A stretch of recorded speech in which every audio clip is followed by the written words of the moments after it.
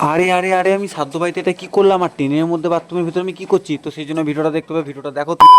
So hey guys, basically এটা হচ্ছে একটা সাধ্যবাড়ি ব্লগ, আশা করি তোমরা বুঝে লইছো। তো এটা হচ্ছে আমার সেকেন্ড নম্বর ব্লগ, মানে সাধ্যবাড়ি। এর আগে একটা করেছিলাম, এটা হচ্ছে আমার সেকেন্ড নম্বর ব্লগ। তো আমরা সবাই রেডি হয়ে এখন যাচ্ছি কাশিমবাজার স্টেশনে। তো আমি ছিলাম, আমার একটা দিদি ছিল, দিদির মেয়ে ছিল, একটা ভাই ছিল, আমরা চারজন মিলে যাচ্ছিলাম। তো একটা সাধ্যবাড়ির নিমন্ত্রণ ছিল, সেই জন্যে রেজিনগরে এখানে টিকিট কাটা হচ্ছে যাবো বলে।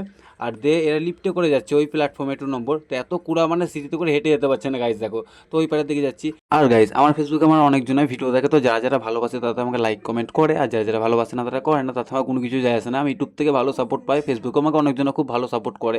আর এমনিতেই তো আমার ভিডিও দেখে কিছু মানুষ জ্বলে, তো এই ভিডিওটা দেখার পর আরও জ্বলে যাবে, আমার কথা শুনে আমার আলোচনা বসে যাবে আমাকে লেগে। গাইস কী বলো তোমাদেরকে, তুমি এখানে ট্রেনের লেগে ওয়েট করছিলাম। তো এখানে ট্রেনটা এলো 5 মিনিট পর, টিকিট কাটার 5 মিনিট পর।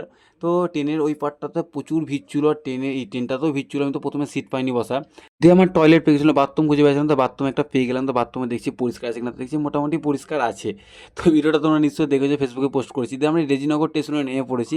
এবার এখান থেকে টোটো ধরতে হবে একটা। তো অনেকটা গ্রামের ভেতরে বাড়ি ওদের, আবার গ্রাম পরিবেশ আমার খুব ভালো লাগে ঘুরতে। তো এখানে টোটোতে আমরা চেপে পড়েছিলাম সবাই মিলে। তো এই শস্যের ভুঁই, আর মানে এই ব্যাকগ্রাউন্ডটা হচ্ছে বিকালের দিকে, মোটামুটি 4:30 5টা রকম বাজছে। আমাদের যেতে যেতে অনেকটাই দেরি হয়ে গেছে, আমাদেরকে সকালবেলা যাওয়ার কথা ছিল আমাদের। তো আমরা চলে গেছিলাম। তো ফার্স্টে গিয়ে গিয়ে আমাদেরকে মিষ্টি আর বোঁদে দিয়ে দিল এখানে। তো এখানে খাচ্ছিলাম মিষ্টি বোঁদে। আর মিষ্টি বোঁদেটা হচ্ছে তো বাড়িতেই তৈরি করা, মানে এত সুন্দর খেতে, পুরো দোকানের মতন লাগছিলো। বাকিটা তোমাদেরকে পার্ট টুয়ে দেখাবো।